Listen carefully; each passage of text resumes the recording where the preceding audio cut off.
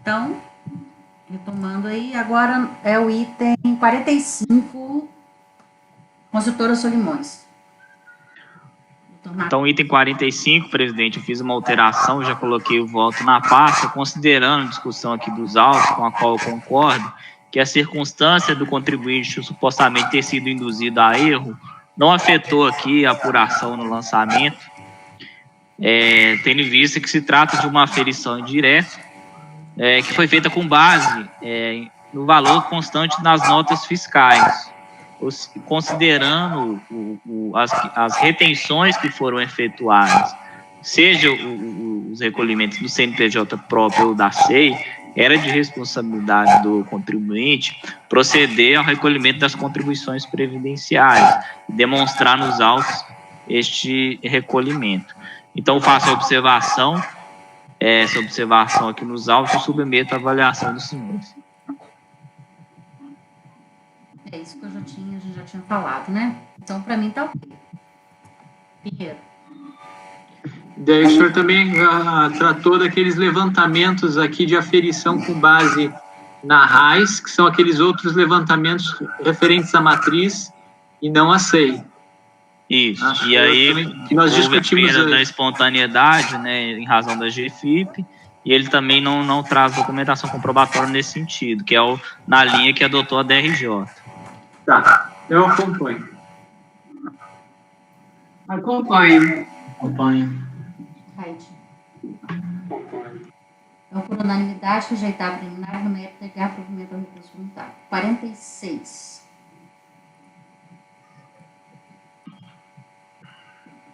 Esse foi o 45. O 46, ele é... Só um minutinho. De obrigação acessória, CFL 35. Esse, né, eu já tinha adotado esse entendimento de que a alegação de a fiscalização ter induzido a erros de direito passivo é causa que não possui relação com a presente obrigação acessória, cujo fato gerador consiste no fato de a empresa ter deixado de apresentar documentos relativos ao período de 1 de 2006 a 4 de 2007, não relacionados aos fatos geradores de contribuições previdenciárias no relatório matriz, ou seja, essa circunstância ela não influenciou na obrigação de a empresa apresentar documentos. Esse que se trata de nítida atividade fiscalizatória, na qual os contribuintes devem zelar pelo seu estrito cumprimento. O auto de infração ele é de consumação instantânea e se aperfeiçoa e se exaure no vencimento do prazo consignado pela fiscalização. Seu valor é único e indivisível. Independe da gravidade do número de infrações cometidas. As obrigações acessórias são distintas das obrigações principais.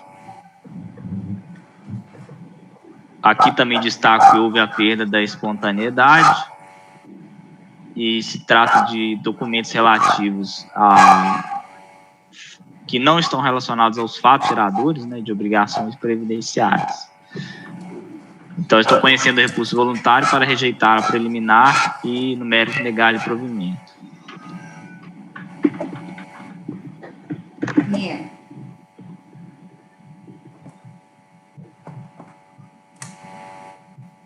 Acompanho.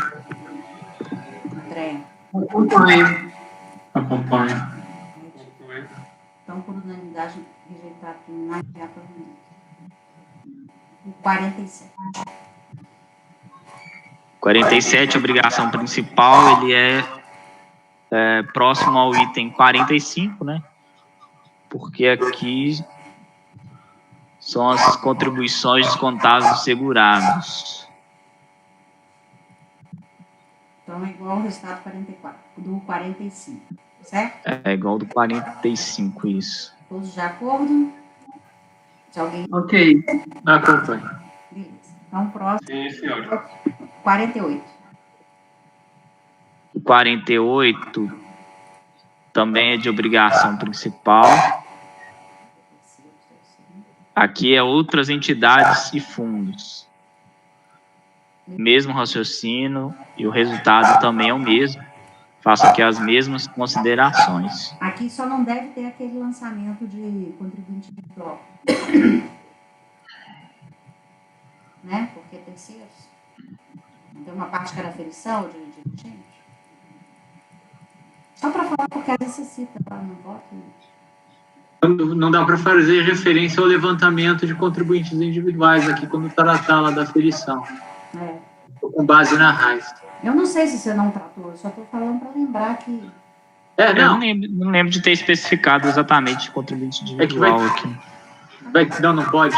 É que na hora de replicar vai ter que tomar esse cuidado. Mas nem nos outros eu citei contribuinte individual aqui nesse ponto. Mas o senhor fala levantamento AOB, levantamento DNF, eu não sei esses nomes aqui.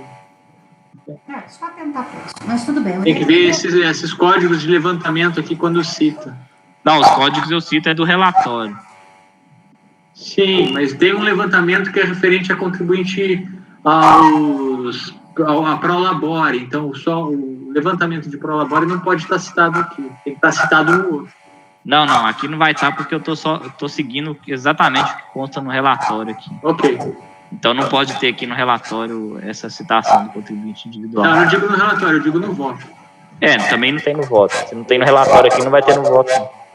Tá ok. O 49. 49.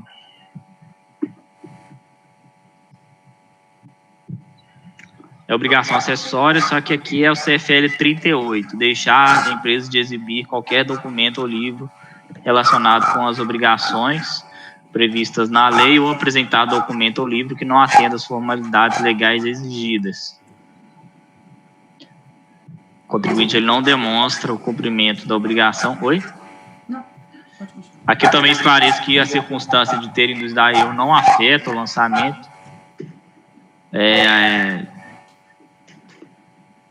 Pois se trata de obrigação de a empresa apresentar documentos relacionados aos fatos geradores de contribuições previdenciárias. É uma nítida atividade fiscalizatória. O CFL 38 também é de consumação instantânea. Obrigações acessórias são distintas das obrigações principais. E aqui eu esclareço que é indiferente a comprovação do cumprimento das obrigações tributárias em razão da natureza da obrigação acessória que aqui se discute, que é a apresentação desses documentos, que não foi feito, ou pelo menos não foi demonstrado pelo sujeito passivo. Então, na mesma linha, conhecer do recurso voluntário, rejeitar a preliminar e no mérito negar-lhe provimento. Acompanho.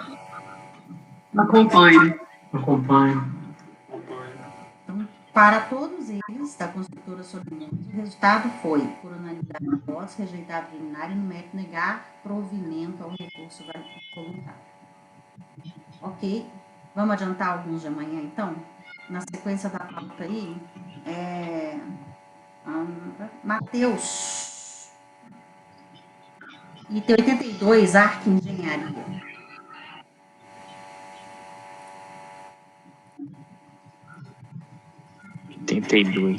Só um minutinho.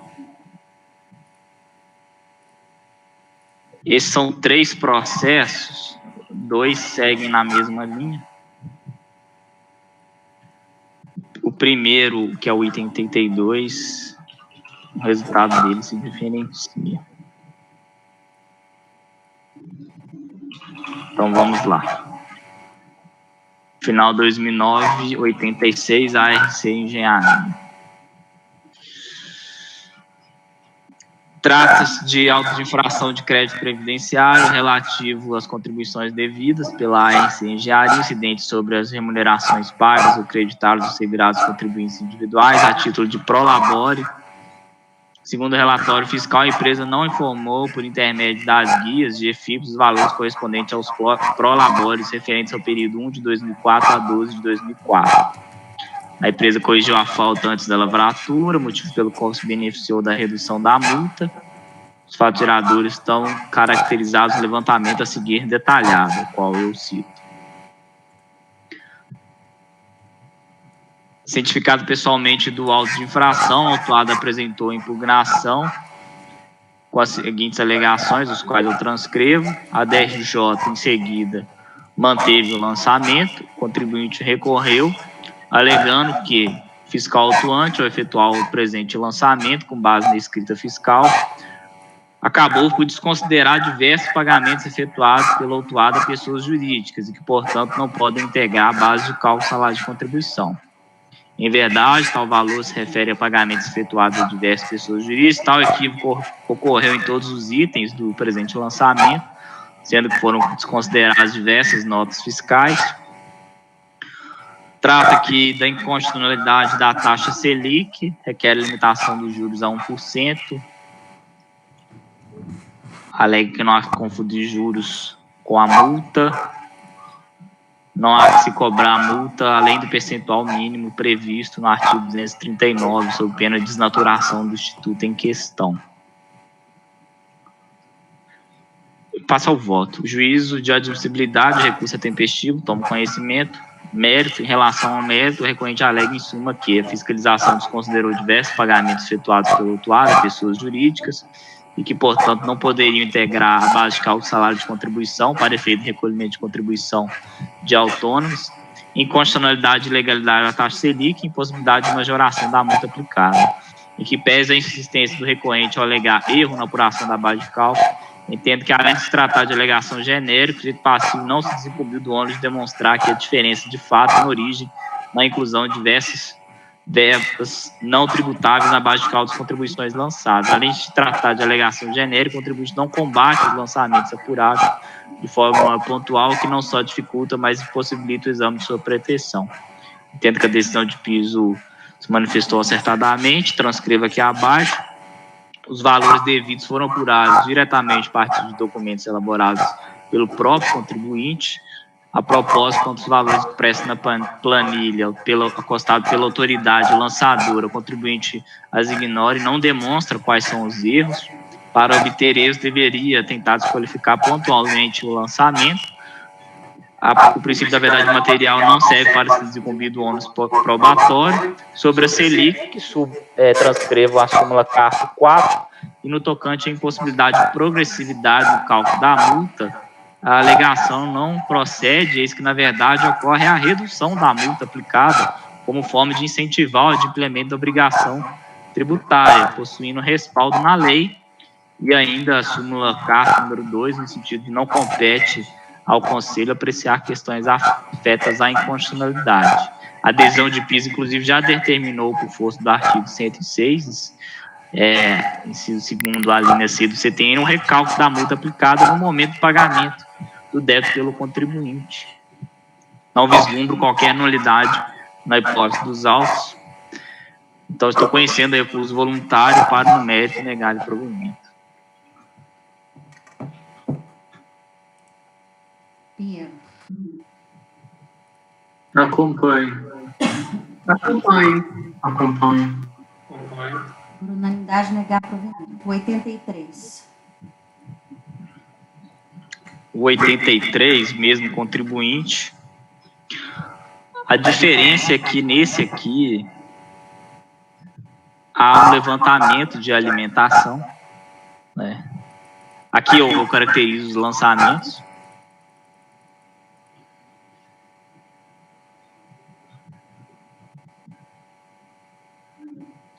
Foram deduzidos os valores contados, segurados e empregados.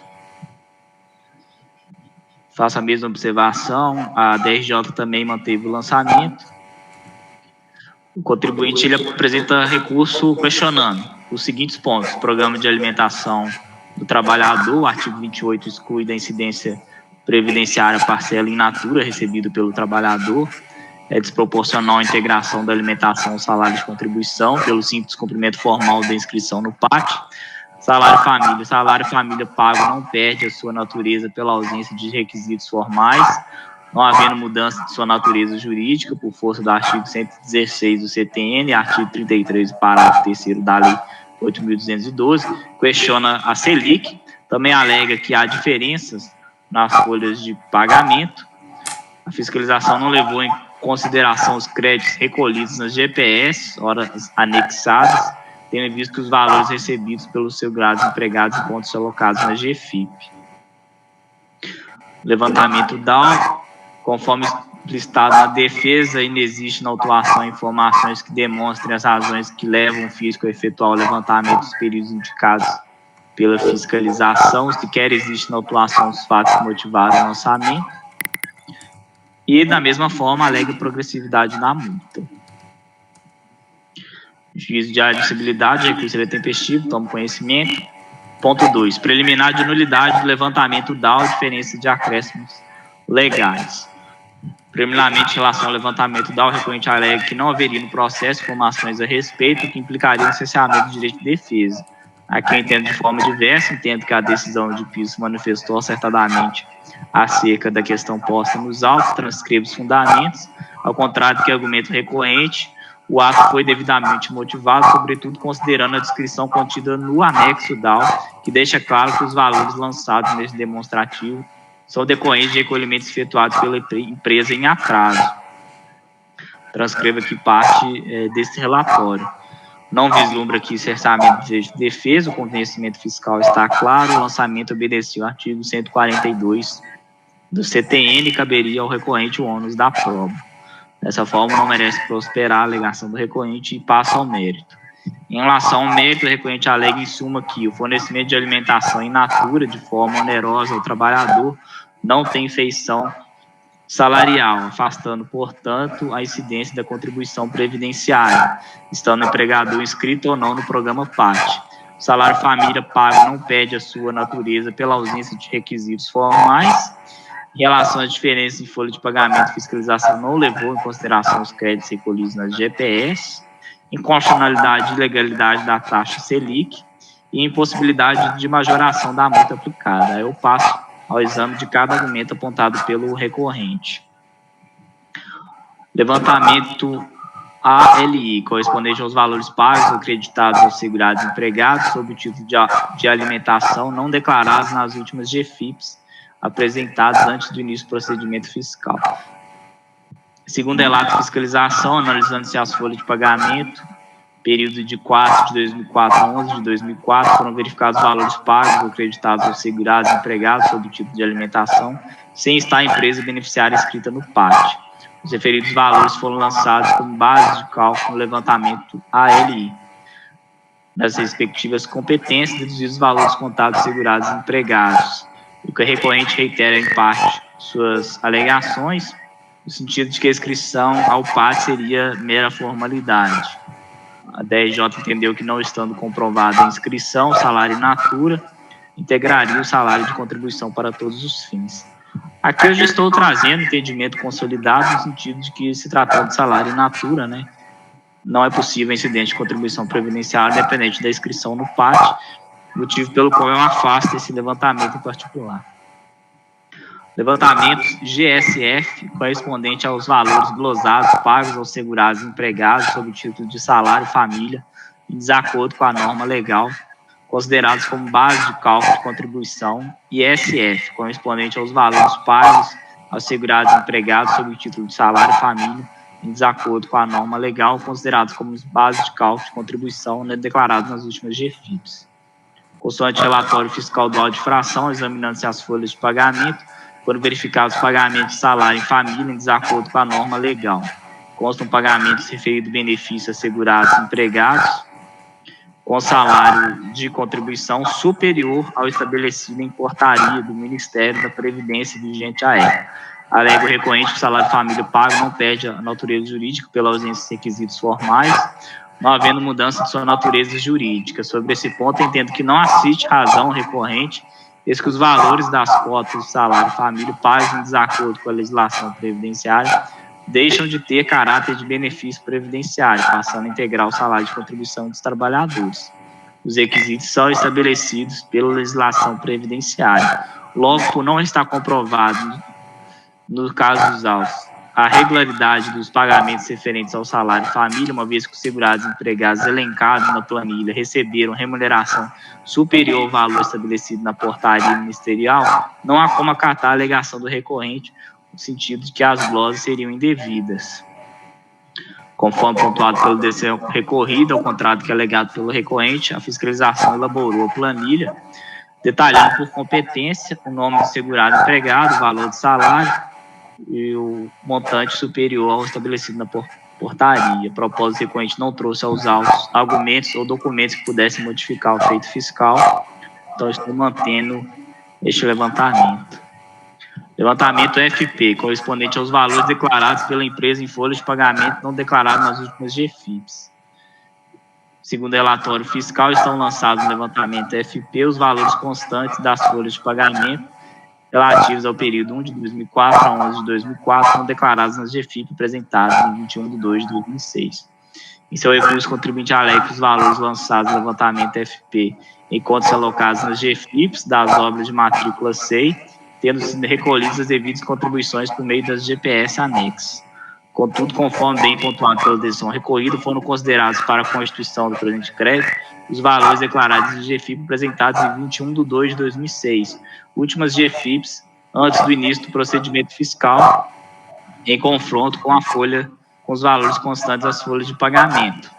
Isso porque, após o início da ação fiscal, findou-se o direito à espontaneidade do contribuinte. Entendo, portanto, que foi correto o procedimento da fiscalização. Ademais, não sustenta também a alegação da empresa de que não foram considerados no presente lançamento os valores recorridos por meio das GPS anexas, eis conforme bem pontuado pela decisão recorrida, no presente lançamento foram apropriados valores constantes nas GPS colecionados no relatório de documentos apresentados à época da ação fiscal. E além de se tratar de alegação genérica, o contribuinte não trouxe aos autos quaisquer GPS que comprovassem as alegações e nem mesmo pontuou qual ou quais GPS não teriam sido considerados pela fiscalização, baseando suas afirmações no campo das suposições.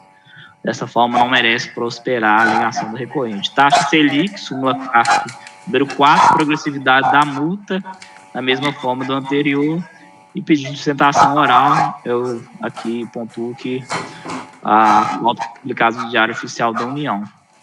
Então, estou conhecendo do recurso voluntário para rejeitar a preliminar e, no mérito, dar parcial provimento, a fim de excluir do lançamento o levantamento ALI, correspondente aos valores pagos ou creditados aos segurados empregados, sob o título de alimentação não declarados nas últimas GFIPs, apresentadas antes do início do procedimento fiscal, datado de 21 de 2 de 2006. Pinheiro? Acompanho. André? Acompanho. Acompanho. Então, por unanimidade de votos, rejeitar a preliminar e dar provimentação ao recurso para excluir o lançamento do levantamento ALI referente ao pagamento de alimentação. O 84.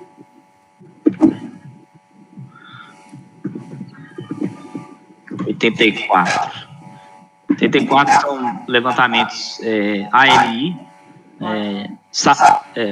parecido também, ALI, só que é apresentado antes do início, datado de 21 de 2 de 2006, segurados empregados, não declarados nas últimas GFIPs.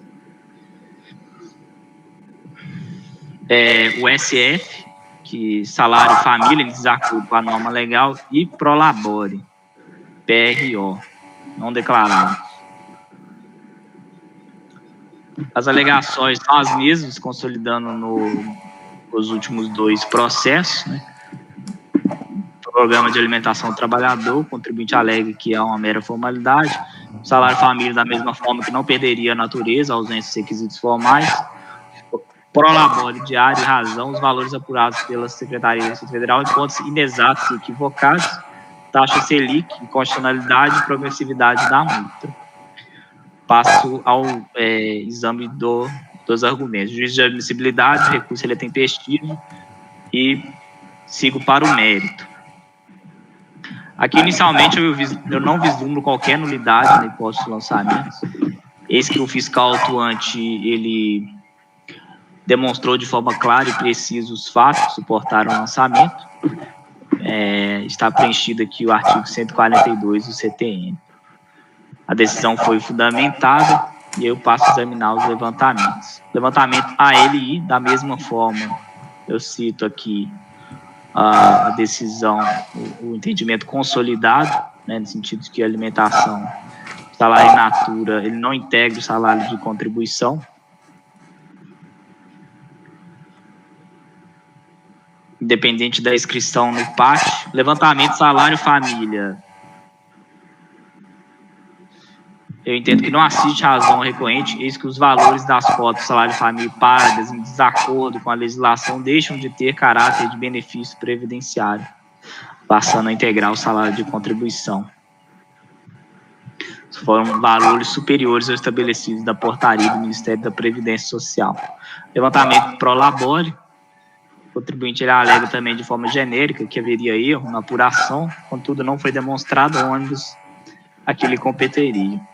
O taxa Selic também faça as mesmas considerações, súmula CARF 4, progressividade da multa da mesma forma, súmula CARF 2, pedido de sustentação oral, também afirma aqui que a previsão encontra-se no Diário Oficial da União, no qual as pautas são publicadas. Então, estou conhecendo o recurso voluntário, que não tem preliminar, embora tenha tratado, porque ele tratou no processo anterior, para, no mérito, dar-lhe parcial provimento, a fim de excluir do lançamento o levantamento ALI correspondente aos valores pagos acreditados aos segurados empregados sob tipo de alimentação. Ok. Então, Pia. Acompanho. Acompanho. Acompanho.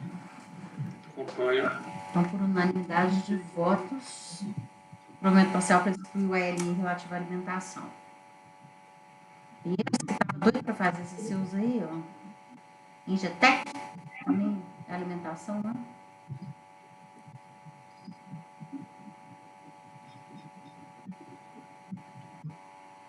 Só abrir aqui o arquivo.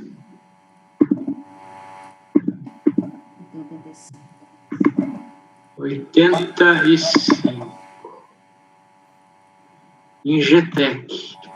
É o final 2009-19 com 85.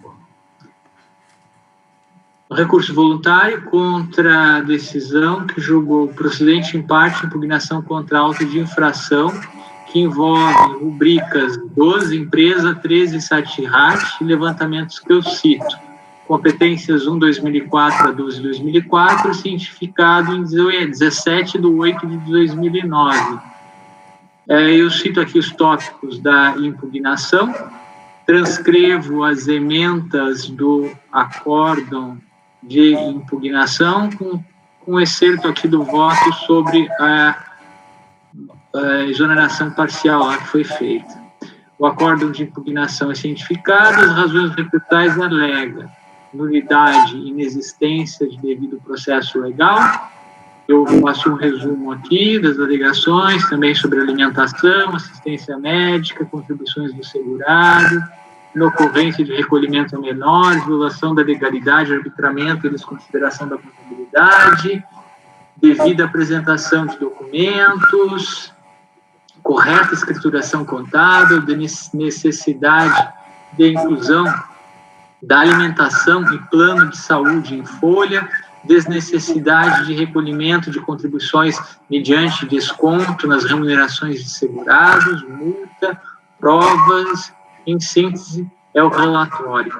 Sobre admissibilidade, intimação em 14/6/2010, recurso interposto em 14/7/2010, tempestivo, preenchidos os requisitos, tomo conhecimento, nulidade e inexistência de devido processo legal.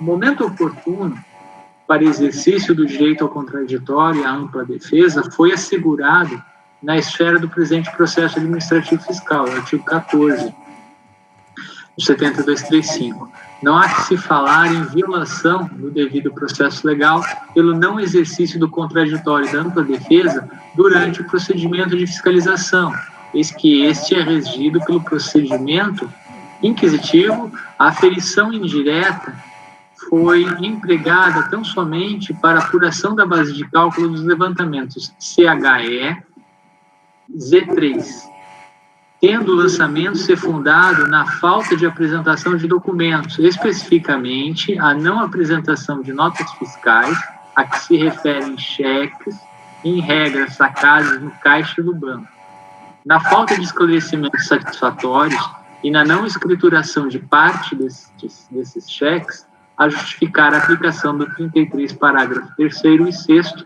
da Lei 8.212. Os dispositivos em questão não exigem que a fiscalização reitere a intimação para apresentação de documentos, e nem que o contribuinte seja intimado a retificar ou complementar sua contabilidade, não sendo, por conseguinte, razoável se cogitar um cerceamento de defesa por não ter a fiscalização adotado tais providências. Alimentação.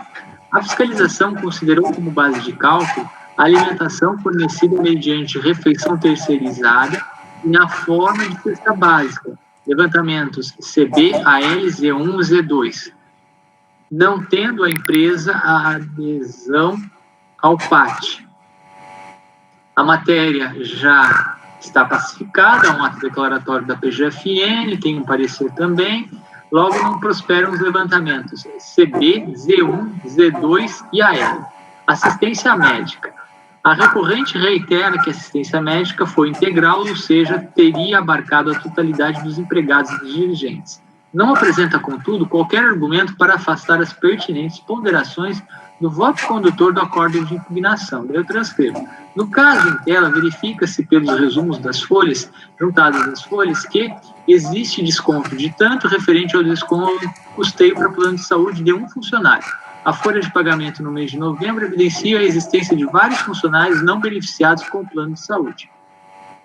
Existe nota fiscal emitida pela empresa, a vida saudável, contra a impugnante, referente ao pagamento de plano de saúde, sendo o preço de R$ 41,20. Existem documentos a título de relação das boletas existentes, evidenciando 11 funcionários.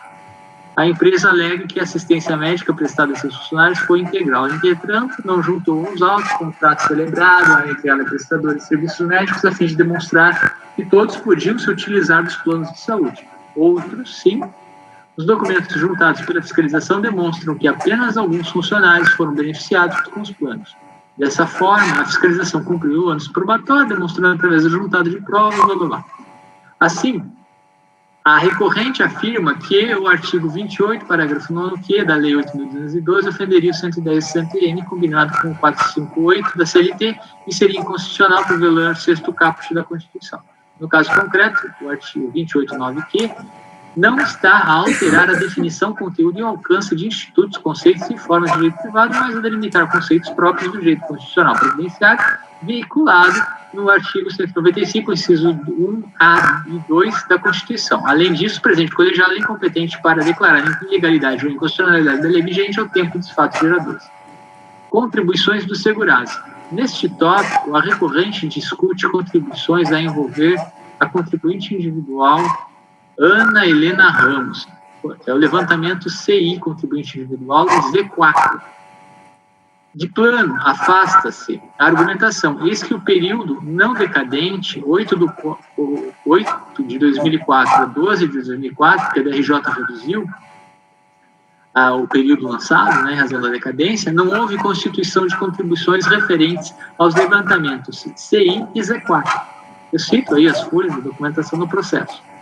Inocorrência de recolhimento a menor, violação da legalidade e arbitramento, desconsideração da contabilidade. Segundo a recorrente, o não lançamento de algumas notas fiscais na contabilidade não autorizaria a ferição indireta, ainda mais em razão de a fiscalização não ter solicitado elementos complementares para tentar validar a contabilidade e de ter a empresa apresentado documentação tendente a demonstrar o recolhimento na forma do 31 da 8.212. Devemos ponderar, contudo, que a conclusão pela ocultação de pagamentos efetuados para a mão de obra a serviço da autuada alicerça-se não apenas na não contabilização de parte dos cheques em regra sacados no caixa do banco, mas, principalmente, não apresentação das correspondentes notas fiscais dos pagamentos supostamente efetuados para a empresa Dismar. Comercial distribuidora e o estabelecimento de simples não localização das notas fiscais ser insatisfatório, esclarecimento. Termo de intimação e folhas tais. Considerando ainda que vários cheques faziam referência a uma mesma nota fiscal e que, Em relação ao período do débito, a empresa CIG, que é a comercial distribuidora, estaria impedida de exercer funções comerciais, de emitir notas, desde 15 de 9 de 2003, sendo que ambas as empresas atuariam no comércio de cerveja, chopp e refrigerantes, circunstâncias inconsistentes com a atividade da autuada, empresa construtora prestadora de serviços técnicos de engenharia, e com as despesas mensais especificadas nas tabelas de folhas 80 e 82, em negrito nessas tabelas os cheques não escriturados, conforme asseverado no item 6.8 do relatório fiscal. A circunstância de a instituição cadastral da empresa GIC Comercial Distribuidora a impedir a emitir notas fiscais ganha pertinência na medida em que a recorrente não apresentou as notas fiscais, porque ela é posterior ao fato, aos fatos geradores, mas ela ganha pertinência no conjunto. O fato de a empresa Dismar ter sido posteriormente considerada inexistente e desfato. Não, a primeira é no período e a segunda não, eu tinha invertido, desculpa. E desde 17 de 6 de 2005, impedida de emitir notas só pode ser tomado como elemento adicional a ser somado ao conjunto probatório, sendo manifestamente irrelevante se analisado isoladamente. A ausência de compatibilidade da atividade das duas empresas para com o objeto social da recorrente é alinhavada ao fato de as despesas serem mensais em valores não razoáveis para a compra de bebidas ganha relevo no contexto do conjunto probatório colhido, tendo a fiscalização amealhado vários indícios probatórios convergentes. Assim, com o lastro do 33, parágrafo 3º e 6º, a fiscalização considerou que os valores pagos em cheques, sem emissão da nota fiscal correspondente, deveriam ser tomados por base de cálculo emitida. As notas fiscais também não foram apresentadas pela autuada no presente processo, igualmente não foi apresentada documentação tendente a demonstrar que os cheques consistiriam em pagamentos pela aquisição de produtos visando a consecução de suas atividades. Logo, diante do lançamento e de ofício por arbitramento, cabia à recorrente demonstrar que os valores pagos através dos cheques não representariam base de cálculo emitida, mas nenhuma prova foi apresentada nesse sentido, preocupando-se a autuada em afirmar que a aferição indireta violaria a legalidade por ter caráter discricionário e intuito arrecadatório. Contudo, o lançamento por arbitramento está previsto na legislação CTN 148, 8.212, 33, parágrafos 3º e 6º, sendo o presente colegiado incompetente para afastar a norma legal por ofensa a princípios constitucionais. Sobre a devida apresentação de documentos, nesse tópico, a recorrente ataca a multa lavrada no AI de final 6701. Embora o presente lançamento não se refira ao auto de infração em questão, entendo cabível asseverar que a recorrente apresenta uma série de conjecturas, inclusive contraditórias entre si, e que não podem ser comprovadas justamente em razão da não apresentação das notas fiscais e nem de documentação tendente a demonstrar a alegação de as despesas consubstanciadas nos cheques envolverem a aquisição de produtos. Correta escrituração contábil, alegações de correta escrituração contábil, desnecessidade de inclusão da alimentação em plano de saúde e folha, desnecessidade de recolhimento de contribuição mediante desconto nas remunerações. Nesses tópicos, a recorrente ataca as multas lavradas nos AIs finais 6663, 6671, 6680. Assim, de planos argumentos em questão não prosperam, em face do presente lançamento, esses que não atacam o final 6639, que é o que nós estamos julgando. Multa. A multa constituída possui fundamento legal invocado expressamente pelo FLD, não sendo o presidente colegiado competente para apreciar suposta violação a princípios e regras constitucionais. Ressalto que tudo que em face do advento da MP 449 para aplicar a portaria conjunta. Provas. Não prospera o protesto genérico, eis que não atendidos, argumentos tradicionais. Exposto voto por conhecer do recurso voluntário, rejeitar a preliminar e, no mérito, dar-lhe provimento parcial para cancelar o lançamento referente aos levantamentos de cesta básica, alimentação, que são o CB, AL, Z1 e Z2, e para determinar o recálculo da multa em conformidade com a portaria conjunta. Ô Pinheiro, o lançamento já foi feito como comparativo da multa, ele já é posterior a 2009. Ele é posterior, não, mas pois é, eu costumo colocar. Eu acho que não cabe colocar tem que isso, ser não. feito ao final. Isso aí é quando era o lançamento anterior, aqui foi depois já, tanto é que tem o lançamento. Também. Eu posso tirar, não vejo problema algum. Ok. Eu tiro da conclusão, mas mantenho ali, porque eles vão ter que fazer o comparativo de mas isso eles fazem de ofício, né? Eles têm? Eles fazem de ofício. Pois é. Mas de qualquer forma fazem de ofício. Pois é, mas eu acho que não cabe a gente julgar, porque o lançamento já foi feito dessa forma. Né? Tá. Matheus. Acho que é a doutora Andréia. Andréia. Acompanho. Acompanhe. Acompanho para rejeitar a preliminar e dar parcial provimento. Isso. Ok, por unanimidade, rejeitar a preliminar e no mérito da provimento parcial consultário para excluir o lançamento dos valores CB, AL, C1 e Z2, que são a cesta básica, né? Alimentação. Tá, deixa eu só salvar aqui na minha planilha. Tá. Vamos terminar só assim, gente. E aí, salvando. 86. Aqui vai render, porque ele meio que aproveita, né? Uhum. Então... Mas talvez só pontuar as diferenças, que pelo que eu tô vendo aqui, o resultado é igual, né? O resultado é igual. No próximo, o que ele vai ter? Este daqui é de terceiros. Se ele é de terceiros, eu cito aqui os levantamentos, é o mesmo período, cito as argumentações vão no mesmo sentido, só que aqui ele trouxe alegações sobre INCRA. Ele trouxe alegações específicos de terceiros. A DRJ também reconhece decadência. Sobre as alegações, elas vão no mesmo sentido, nas razões recursais. E aqui, lá na letra G, eu faço o resumo sobre a inexigibilidade de contribuições para terceiros. Ele vai tratar de INCRA especificamente e vai tratar, em relação aos outros, invocando as alegações do INCRA, fazendo referência a elas. As demais alegações vão no mesmo sentido do processo anterior, que não me recordo de nenhuma nova alegação.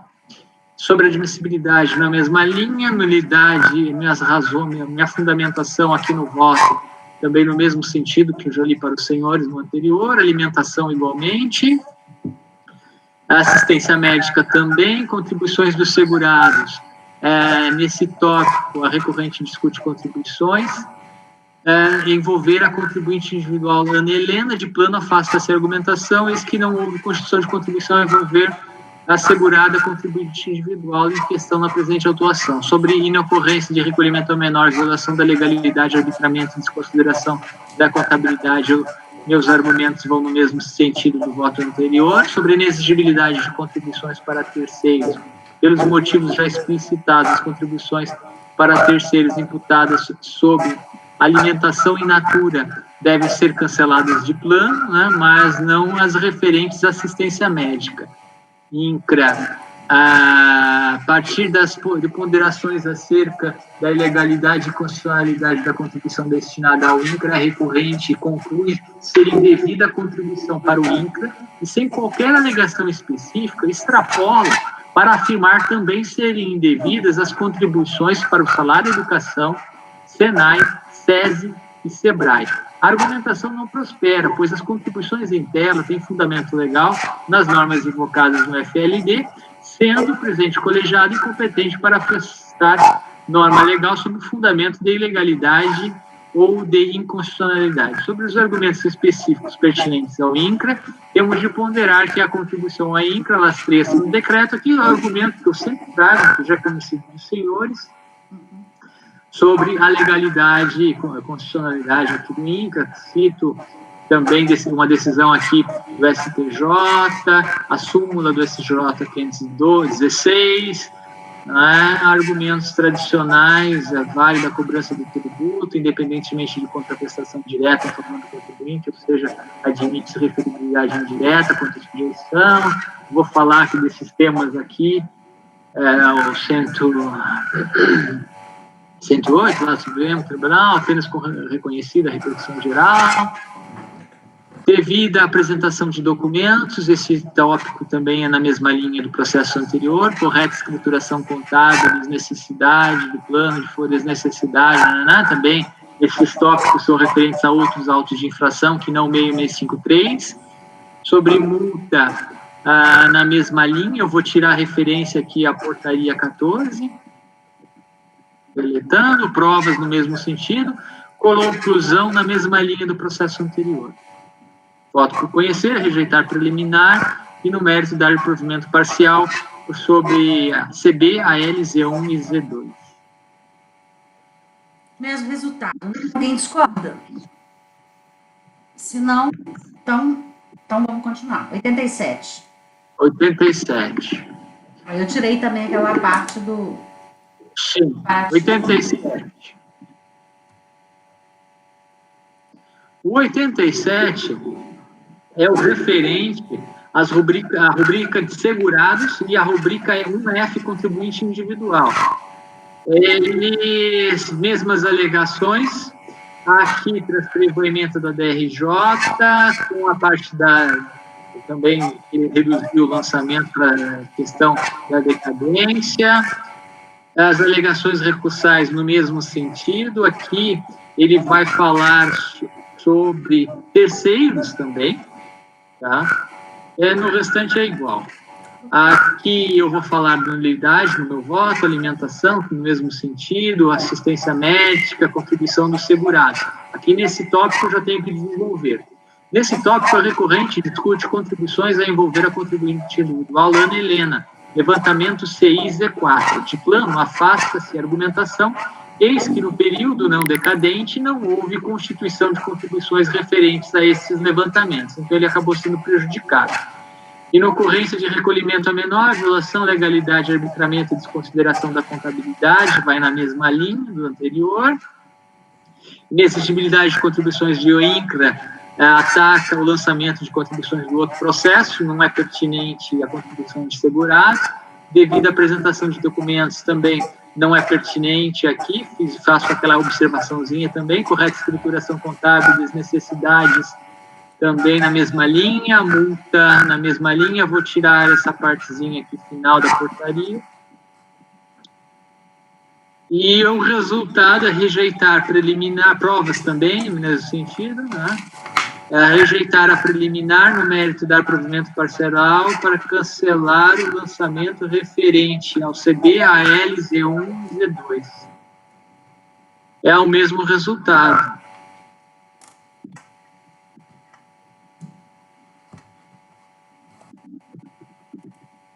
Se alguém não concordar, se manifeste, por favor, porque a gente repete o mesmo resultado. Okay? Por fim, nós temos agora, da Ingetec ainda, o 88. O 88, ele trata de um auto de infração CFL 38. Eu discorro aqui sobre os tópicos no relatório de alegações e reproduz muitas das alegações do processos anteriores, só vai trazer decadência. Porque aqui a DRJ não falou, não acolheu decadência, a improcedência foi total da impugnação pela parte da DRJ, então ele trouxe aqui essa alegação nas razões recursais, vai tratar da nulidade na existência do devido processo legal, vai tratar da devida apresentação de documentos, que agora é pertinente, trata também da multa fiscal estaduais ao relatório. Admissibilidade, ok, nulidade na existência do devido processo legal no mesmo sentido dos anteriores. Sobre decadência, no caso concreto, o lançamento envolve multa por descumprimento de obrigação acessória, é 1731. Inclusive, esse é o entendimento da súmula 148, afasta-se a decadência diante da cientificação devido à apresentação de documentos. Reitere-se que o 33, parágrafo 2º e 3º, não exige para a caracterização da infração que a fiscalização reitere intimação para apresentação de documentos, nem que o contribuinte seja intimado a retificar ou a complementar contabilidade. A recorrente apresenta uma série de conjecturas, inclusive contraditórias entre si, e que não podem ser comprovadas justamente em razão da não apresentação de notas nem de documentação tendente a demonstrar não ter sua escrituração incorrida em informações diversas da realidade. Aqui é mais ou menos o que eu já havia dito em outros momentos dos votos anteriores. A ausência de compatibilidade da atividade das duas empresas para com o objeto social da recorrente é fato, e o fato de as despesas serem mensais em valores não razoáveis para a compra de bebidas São indícios probatórios que, alinhados ao mérito para a fiscalização, autoriza a conclusão pela ocorrência da infração ao imputado. O relatório fiscal extenso e detalhado, logo não há como prevalecer a alegação de imputação fiscal ser desprovida de fundamento por não apontar e nem motivar a configuração da infração. Especificamente em relação aos cheques não escriturados, a fiscalização os destacou em negrito na tabela, conforme assevera o item 3.11.1. Não merece destaque de reforma a ordem de impugnação. Sobre multa aplicada em contrarrespaldo nos artigos citados, desde a folha de agosto de auto de infração, não tendo o presidente colegiado competente para afastar por violação a princípios e regras constitucionais, conhecer, rejeitar a subliminar, afastar a prejudicial de decadência e, no mérito, negar-lhe provimento.